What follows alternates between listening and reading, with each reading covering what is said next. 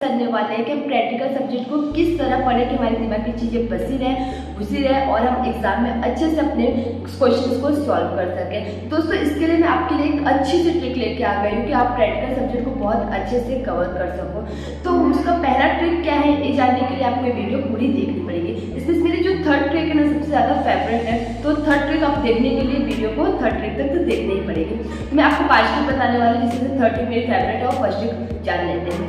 तो दोस्तों पहला जो ट्रिक है वो है कि आप चीज़ों को जितना हो सके उतनी प्रैक्टिस करो। ऑब्वियसली इस सब बताते हैं कि आपको चीज़ें प्रैक्टिस करनी पड़ेगी, चीज़ों को प्रैक्टिस कर करके ही आपको मैथ्स आता है। देखो बहुत लोग मैंने देखा है, आप लोग बहुत लोगों ने, मैं पहले बचपन में थी ना कि बचपन में क्या बोल सकते हैं 5th 6th standard 7th standard में मैं मैथ्स को ऐसे ऊपर से देख लेती थी, मुझे लगता था मुझे चीज़ें आती है, लेकिन जब एग्जाम में जाती थी ना वो चीज़ें भूल जाता, मुझे कुछ समझता नहीं था।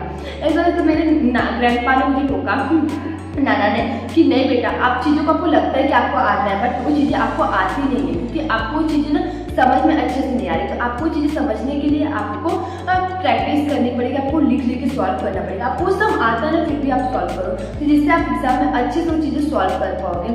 तो मैंने बोला ठीक है, जब मैंने वो ट्राई किया था एंड दैट कि मुझे मैथ्स और अच्छा लगने लगा और मेरा सबसे मैथ्स फेवरेट सब्जेक्ट बन गया था। तो इसके लिए चीज़ों को आप लिख लिख के प्रैक्टिस करो, आपको मार्क्स भी अच्छे आएंगे और चीज़ें भूलेंगे भी नहीं। मतलब कॉन्सेप्ट क्लैरिटी होने पर भी आप वो क्वेश्चन को सॉल्व एक बार कर लो।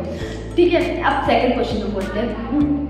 जो सेकंड टिप्स है, अपने स्टडी मैट का एक भी प्रैक्टिकल क्वेश्चन मत छोड़ो। अपने स्टडी मैट का क्वेश्चन इसके लिए छोड़ने के लिए मना करें कि अपने क्वेश्चन को ही थोड़ा बहुत घुमा के अगर आपको क्वेश्चन है तो आपको समझ में आ जाएगा अरे हाँ ये क्वेश्चन इतनी बार किया था मैंने, ये बुक का ही क्वेश्चन है। हार्ड क्वेश्चन जो मतलब थर्ड स्टार का है जो आपको लगता है ज़्यादा इंपॉर्टेंट है उसको आप हाँ 2-3 बार सॉल्व करो, जो कम इंपॉर्टेंट है उसको एक बार एटलीस्ट सॉल्व करो। और छोटा सम भी हो बड़ा सम भी हो लेकिन आप एक बार एटलीस्ट सारे सम को अपने स्टडी मैट का सॉल्व करो। जब तक आपके स्टडी मैट का सारे क्वेश्चन सॉल्व नहीं होते आप कोई भी चीज़ मत करो। 3 आपको स्टडी मैट का सॉल्व करना ही करना है। तो आपको सारे क्वेश्चन सॉल्व करने हैं स्टडी मैट का।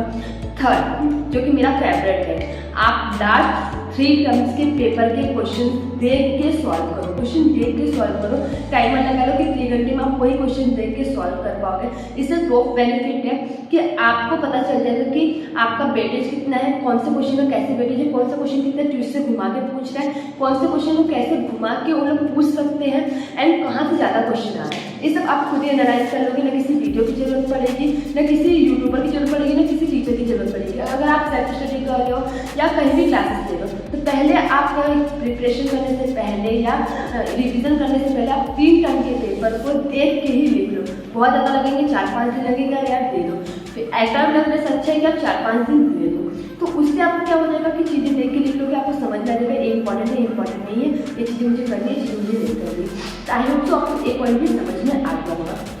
आप फोर्थ बोलते हैं, फोर्थ पेज में जो सबसे इंपॉर्टेंट ट्रिक है आपका कैलकुलेशन। कैलकुलेशन ट्रिक में आपको कैसे यूज़ करनी है, आपको तो बुक पे करना नहीं है, तो आप कैसे कितने स्मार्टली यूज़ करते ये देखते हैं। तो अगर आप कैसे स्मार्टली यूज़ नहीं कर पाते यूट्यूब पे बहुत सारे वीडियो हैं, 1-1.5 घंटे में आप कैलकुलेशन का सारा ट्रिक सीख जाएंगे कि कैसे कैलकुलेशन करते हैं, कैलकुलेटर कैसे यूज़ करते हैं, कैलकुलेटर कैसे ईजी फाइंड कर सकते हो। तो आप इससे करके अपनी अच्छी सी कैलकुलेशन पे हाथ बैठा सकते, जितना हो सके उतना कैलकुलेटर हाथ बैठा लेते आपको ज़्यादा बेनिफिट होगी। 5वां सबसे इंपॉर्टेंट है, फॉर्मूला की बुक अलग बनाइए और अपनी नोटबुक अलग बनाइए।